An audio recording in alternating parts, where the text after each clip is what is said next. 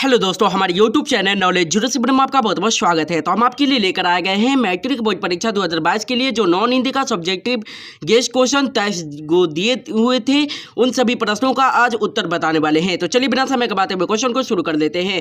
अगर आप इन सभी नॉन हिंदी का तैयारी कर रहे हैं तो आप लोग को इन सभी प्रश्नों को अच्छी तरह से याद कर लेना है, ताकि मैट्रिक बोर्ड परीक्षा 2022 में एक भी ऐसा सवाल नहीं जा पाए जिनका आप उत्तर नहीं पता हो। तो चलिए बिना समय गवाते हुए क्वेश्चन को शुरू कर देते हैं। वीडियो को लाइक नहीं किए हैं तो प्लीज़ वीडियो को लाइक कर दीजिए और ज़्यादा से ज़्यादा वीडियो को शेयर कर दीजिएगा। अगर हमारे यूट्यूब चैनल पर आप नए हैं तो प्लीज़ सब्सक्राइब कर दीजिए और साइड में बेल आइकन जो दिख रहा है उसे भी ऑल पर दबा दीजिएगा, ताकि सबसे पहले नोटिफिकेशन आप तक पहुंचे।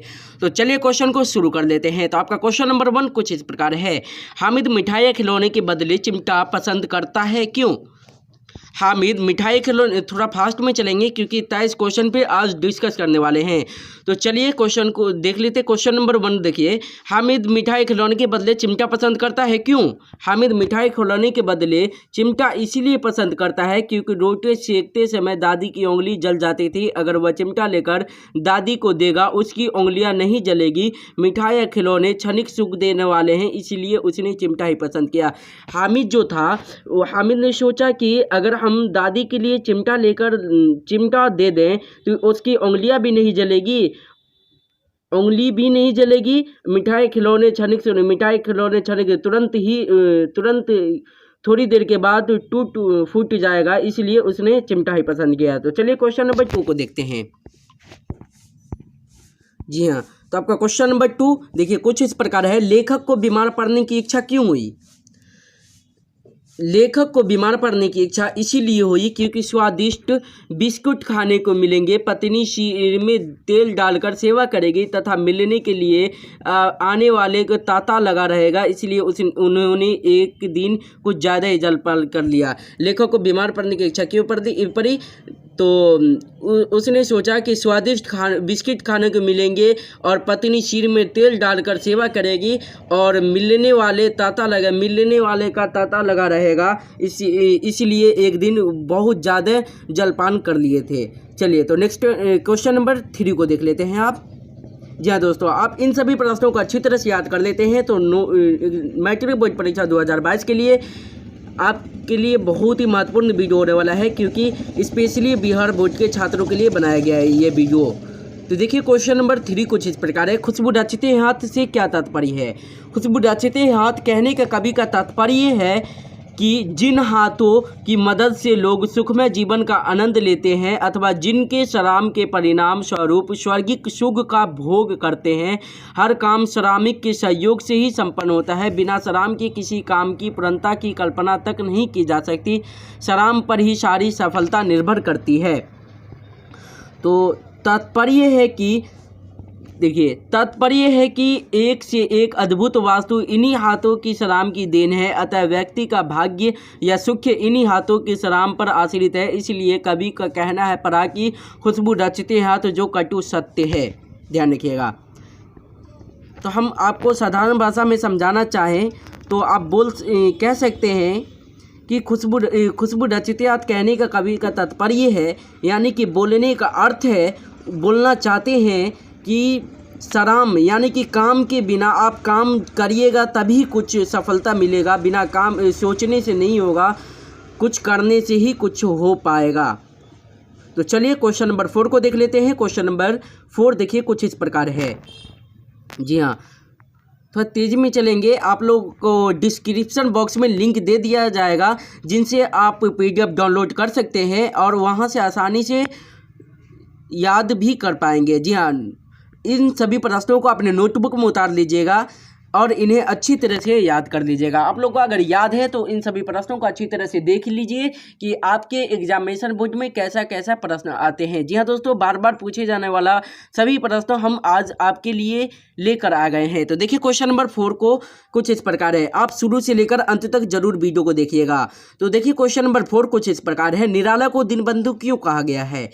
तो इसका उत्तर आप लिख पाइएगा। निराला ने जीवन भर दीन दुखिया की सेवा की। जहाँ कहीं भी उन्हें दीन दुखिया मिल जाते वह पूरी आत्मीयता से उनकी सहायता करते थे। वह गरीबों के सच्चे मित्र थे। ईश्वर को कहा जाता है दीनों की चिंता, गरीबों की चिंता ईश्वर को कहा जाता है। दिनों की चिंता करने वाला भी उसी दीनबंधु के समान हो जाता है।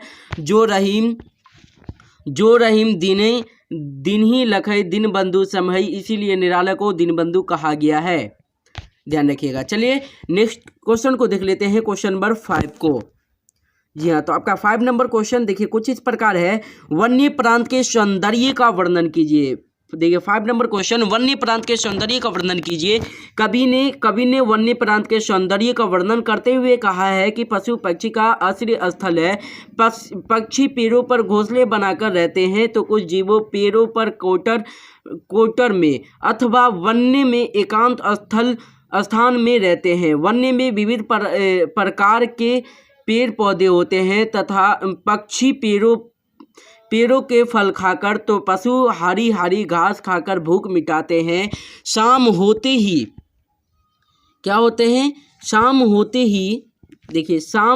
ही सारे पक्षी अपने घोंसले में विश्राम करने लगते हैं। सारा वन सुनसान एवं शांत मालूम पड़ता है। फोप फटते ही पक्षियों की चहचहाहट से सारा वन प्रांत गुंजित हो उठता है। आकाश में उमड़ते घुमड़ते बादल देखकर मोर नाचने लगता है। चकोर चकोरी एक दूसरे में योग व्यतीत करंदन में करते रात गुजरते हैं। पैरों में लिपटी लातिया को देखकर कवि को लगता है यह वैलेरिया प्रेम सूत्र में बांधकर एकाकार हो गई है। सारा वन्य प्रांत अपनी प्राकृतिक में सौंदर्य से परिपूर्ण है।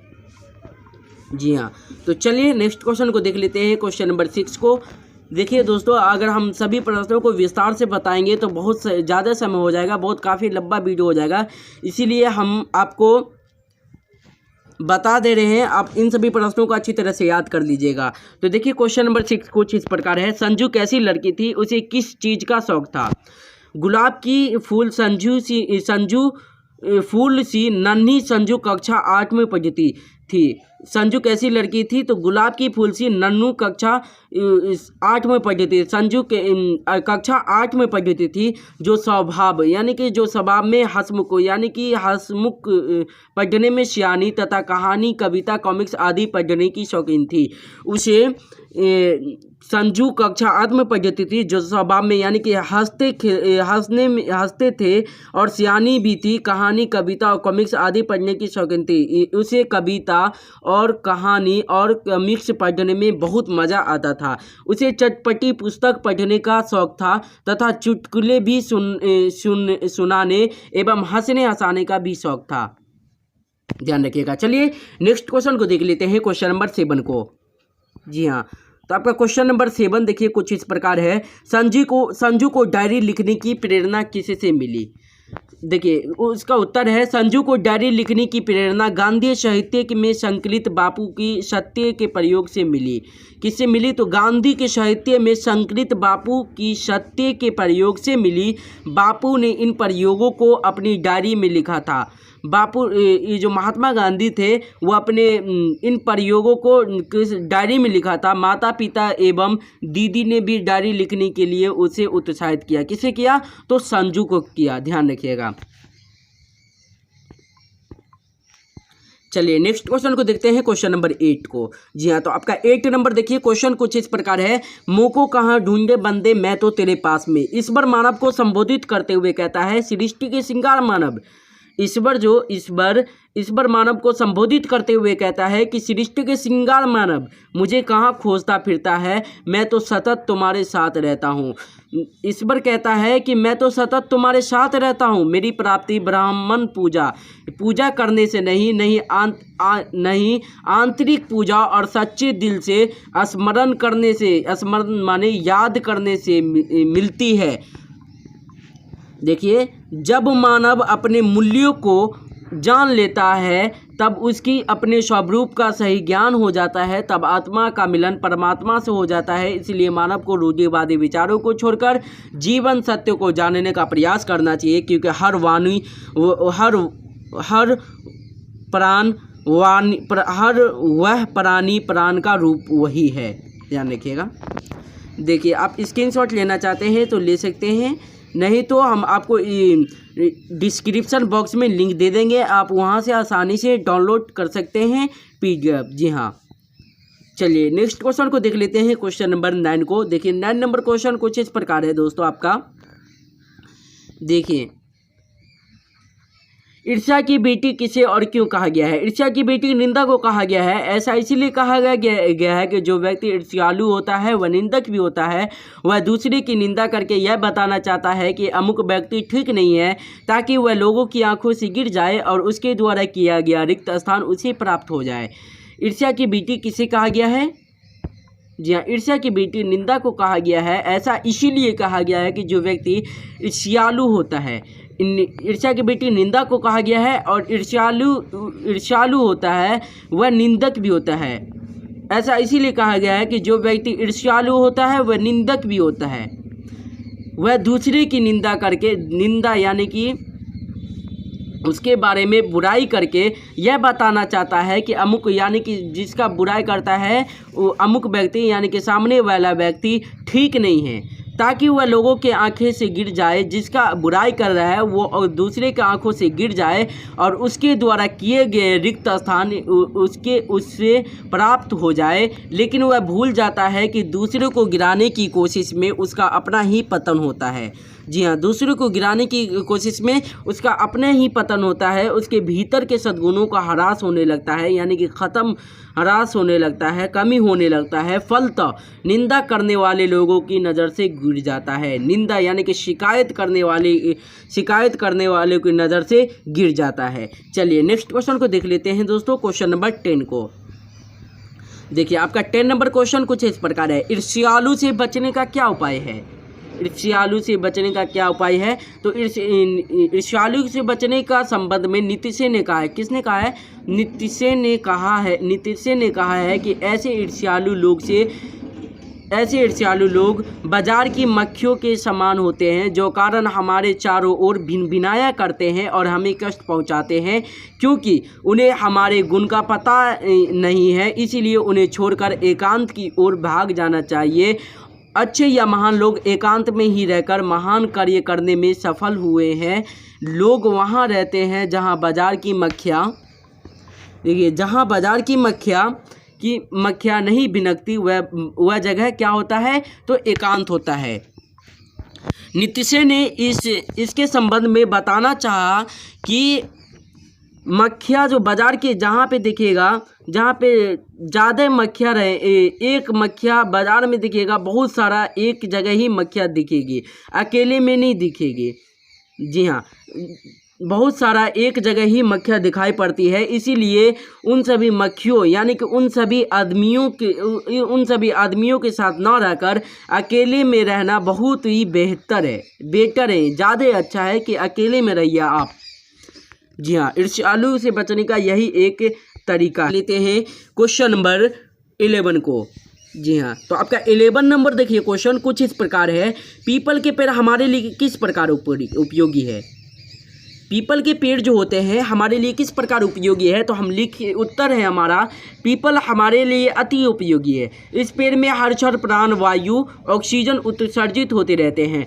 पीपल का पेड़ जो है हर क्षण यानी कि प्रत्येक समय हर वक्त ऑक्सीजन निकलती है, जिसे जीव सांस द्वारा ग्रहण करता है। ऑक्सीजन के बिना जीवित रहना कठिन ही नहीं, असंभव है। दूसरी बात यह है कि धार्मिक दृष्टि से भी यह पेड़ महत्वपूर्ण है।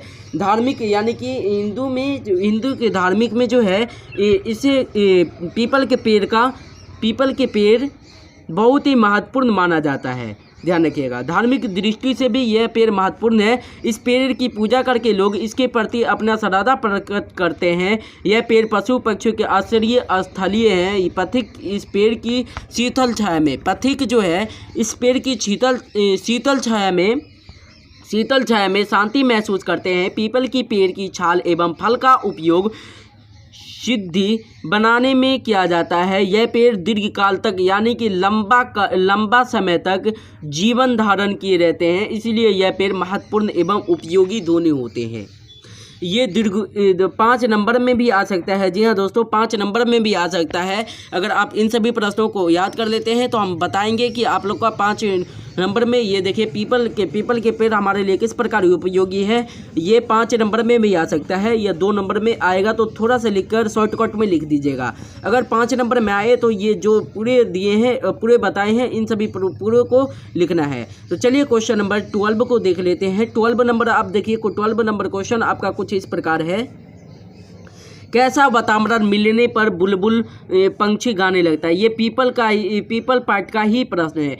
पावस ऋतु में जब वर्षा की फुहार पड़ती है और वर्षा की धार स्पर्श या पक्षी चहकने लगते हैं, वह चाहक के सितार की सरगम की आवाज़ भांति सुनाई पड़ती है। शीतल पवन बहने लगता है तो उसका स्पर्श पाकर पीपल के पत्ते हिलने लगते हैं। पत्ते की रगड़ पानी पड़ने पर से पानी जो पत्ते की रगड़ पर पानी पड़ने पर क्या होता है? सर मरमर की मधुर आवाज़ निकलने लगती है। वर्षा जल पाकर सारा वन हरे हरे पत्ते से लद जाता है। जब पानी पड़ता है तो क्या होता है? सारा वन जो है हरे हरे में मुड़ जाता है, लद जाता है। वन हरियाली की कल छलछल करती बहती नदी तथा पत्तों की सरसर मरमर ध्वनि से गुंजित वातावरण उमांदक हो जाता है और बुलबुल को गाने के लिए व्यग्र बना देता है। जी हाँ, तो चलिए नेक्स्ट क्वेश्चन को देख लेते हैं। क्वेश्चन नंबर 13 को, ये भी 5 नंबर में आ सकता है। तो आप इन सभी प्रश्नों को अच्छी तरह से याद कर लीजिएगा। हम 23 तक आपको क्वेश्चन बताएंगे, तो आप इन सभी प्रश्नों को अच्छी तरह से याद कर लेते हैं। तो मैट्रिक बोर्ड परीक्षा 2022 के लिए बहुत ही महत्वपूर्ण है। तो देखिए क्वेश्चन नंबर 13 कुछ इस प्रकार है। पद्मा को अशोक से बदला लेने का अच्छा अवसर था, तब भी उसने अशोक को जीवित क्यों छोड़ दिया? निहत्थे पर, देखिए इसका उत्तर है निहत्थे पर वार करना शास्त्र विरुद्ध था। निहत्थे पर वार करना शास्त्र विरुद्ध था। अशोक ने स्त्रियों पर शास्त्र न उठाने का निश्चय कर यानी कि ठान लिया था। अपने तलवार फेंक दी और सैनिकों को भी तलवार फेंक देने का आदेश दिया। किसने दिया? तो अशोक ने दिया। फलतः सभी निहत्था हो चुके थे। अशोक और उनके सैनिकों को निहत्थे देकर उन पर हथियार उठाना अनुचित मानकर उनसे बदला लेने का अवसर पाकर भी उसने अशोक को जीवित छोड़ दिया। जी हाँ, उसने अशोक को जीवित छोड़ दिया, अनुचित मानकर अशोक को जीवित छोड़ दिया। अशोक को जीवित छोड़ दिया, पिता की हत्या का बदला नहीं लिया। इस कहानी से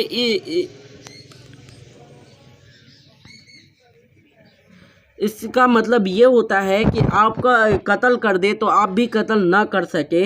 आप जैसे गलती करते हैं तो एहसास कीजिए कि हम गलती किए हैं। जी हाँ, तो चलिए 14 नंबर क्वेश्चन देखते हैं। 14 नंबर आपका क्वेश्चन कुछ इस प्रकार है। पद्मा के ललकारने पर भी अशोक ने युद्ध करना स्वीकार क्यों नहीं किया? पद्मा के ललकारने पर भी अशोक ने युद्ध करना स्वीकार क्यों नहीं किया? या तो आपका पद्मा से ललकारने पर युद्ध करना इसीलिए स्वीकार नहीं, युद्ध करना, देखिए दोस्तों, पद्मा के ललकारने पर अशोक ने युद्ध करना स्वीकार क्यों नहीं किया? तो पद्मा के ललकारने पर अशोक ने युद्ध करना स्वीकार इसीलिए नहीं किया क्योंकि उनके सामने कलिंग महाराज की वीरांगना पुत्री स्त्री सैनिकों के साथ उनसे लोहा लेने के लिए खड़ी थी। स्त्री से युद्ध करना शास्त्र विरुद्ध था। स्त्री से युद्ध करना शास्त्र विरुद्ध था। स्त्री से युद्ध करना नहीं था, स्त्री से युद्ध नहीं कर सकते थे। यदि आप मान लीजिए कि यदि वह पद्मा के साथ युद्ध करते तो उनकी वीरता कलंकित होती। वीरता क्या होती? कलंक चूर चूर हो जाती तथा भारतीय जो आदर्श है उनका महान अपमान होता, बहुत बड़ा अपमान होता। इसीलिए पद्मा को ललकारने पर भी अशोक ने युद्ध करना स्वीकार नहीं किया। तो चलिए नेक्स्ट क्वेश्चन को देख लेते हैं, क्वेश्चन नंबर 15 को। जी हाँ, तो आपका फिर देखिए 15 नंबर क्वेश्चन कुछ इस प्रकार है। जी हाँ दोस्तों, आपका 15 नंबर क्वेश्चन देखिए कुछ इस प्रकार है। आपको यदि अल्लाह ईश्वर से कुछ मांगने की ज़रूरत हो तो आप क्या क्या मांगेंगे? जी हाँ, आपको यदि अल्लाह इस बर से कुछ मांगने की ज़रूरत हो तो आप क्या क्या मांगेंगे? यदि आप लिखिएगा उत्तर में, यदि मुझे अल्लाह इस बर से कुछ मांगने की ज़रूरत हो तो मैं इस बर से एक सच्चा मानव बनने की अभिलाषा प्रकट करूँगा, क्योंकि सच्चा मानव ईमानदार, सत्यवादी, कर्मठ, आचारवान, स्नेही, त्यागी, परोपकारी, देश प्रेमी, स्वाभिमानी तथा दूसरे के दुख सुख में हाथ बटाने वाला होता है। किंतु जिनमें यह गुण नहीं होता वह स्वार्थी, ईर्ष्यालु, स्वाभिमानी, छिद्रांशवासी, झूठा आदि होते हैं। ऐसे व्यक्तियों को लोग घृणा की दृष्टि से देखते हैं तथा इनसे सदा दूर रहने में अपनी भलाई समझते हैं। जो लोग इन दुर्गुणों से अछूते होते हैं उन्हें हर कोई काम की दृष्टि से देखता है तथा आदर्श पथ प्रदर्शक मानते हैं। इसलिए मैं एक सच्चा मानव बनने की प्रार्थना ईश्वर से करूंगा ताकि जीवन की धारण का उद्देश्य सफल हो सके। जी हाँ, तो आप लोग अच्छे से देखकर इन्हें अच्छी तरह से याद कर लीजिएगा, क्योंकि आपके बोर्ड के लिए बहुत ही महत्वपूर्ण क्वेश्चन दिया जा रहा है। जी हाँ, तो आप इन सभी प्रश्नों को देखकर अच्छे से याद कर लीजिएगा, अपने नोटबुक में उतारकर। हम पूरा समझाएंगे तो बहुत काफ़ी लंबा वीडियो हो जाएगा, इसीलिए हम विस्तार से नहीं समझा पाएंगे। तो देखिए क्वेश्चन नंबर 16 कुछ इस प्रकार है। गांव के किसान सिरचन को क्या समझते हैं? गांव के किसान सिरचन को कामचोर समझते थे। खेती बाड़ी के समय लोग सिरचन को गिनती नहीं करते और उसको बेकारी सिरचन को क्या समझते थे? कामचोर समझते थे। खेती बाड़ी के समय लोग सिरचन की गिनती नहीं करते थे और उसको बेकार ही नहीं बेगार भी समझते थे लोग। इसीलिए खेत खलियान की मजदूरी के लिए सिरचन को कोई बुलाने नहीं जाता। अपने आलस्य के कारण वह काम पर तब पहुंचता था जब दूसरी मजदूर या दूसरा मजदूर खेत पहुंचकर 1/3 काम कर चुके होते थे। काम भी धीरे धीरे करता था और रास्ते में पैर तौल कर रखता था, इसलिए लोग उसे कामचोर एवं मुक्तखोर भी मानते थे। चलिए नेक्स्ट क्वेश्चन को देख लेते हैं, क्वेश्चन नंबर 17 को। जी हाँ दोस्तों, आपका 17 नंबर क्वेश्चन कुछ इस प्रकार है। दुर्जन के साथ रहने से अच्छी बुद्धि नहीं मिल सकती, इसकी उपमा में कवि ने क्या क्या है? तो देखिए, दुर्जन के साथ रहने से अच्छी बुद्धि नहीं मिल सकती, इसकी उपमा में कवि ने कहा है कि जिसकी बुद्धि भ्रष्ट हो जाती है, ज्ञान खत्म हो जाता है, वह हमेशा क्या बुरी बातों के विषय में ही सोचता है। वह बुरी बातों के विषय में ही सोचता है। उसका हर काम क्या होता है? तो अमानवीय होता है, यानी कि गलत होता है, बिना सोचे समझे करता है। दूषित आचरण के कारण उसका हर काम दोषपूर्ण होता है। क्या होता है? दोषपूर्ण होता है। वह स्वार्थी होता है। कैसा होता है? लालची होता है। स्वार्थी ये मतलब लालची होता है, लालची प्रवृत्ति का होता है। वह हर वक्त क्या करता रहता है? तो स्वार्थ सिद्धि के प्रयास में लालची यानी कि लालच के प्रयास में रहता है, जिस कारण उसे अच्छे विचार या अच्छी बात कहने का अवसर ही नहीं मिलता। तो आप लोग 17 नंबर क्वेश्चन को अच्छे से देख लीजिएगा और इसे नोटबुक में अच्छी तरह से उतार कर इन्हें अच्छी से लिख लीजिएगा। तो चलिए नेक्स्ट क्वेश्चन को देख लेते हैं, क्वेश्चन नंबर 18 को। जी हाँ दोस्तों, आप लोग शुरू से लेकर अंत तक देखिए, क्योंकि आपके लिए बहुत ही एग्जामिनेशन बोर्ड के लिए बहुत ही महत्वपूर्ण क्वेश्चन है। जी हाँ, तो देखिए 18 नंबर क्वेश्चन कुछ इस प्रकार है। हुंडरू का झरना कैसे बना?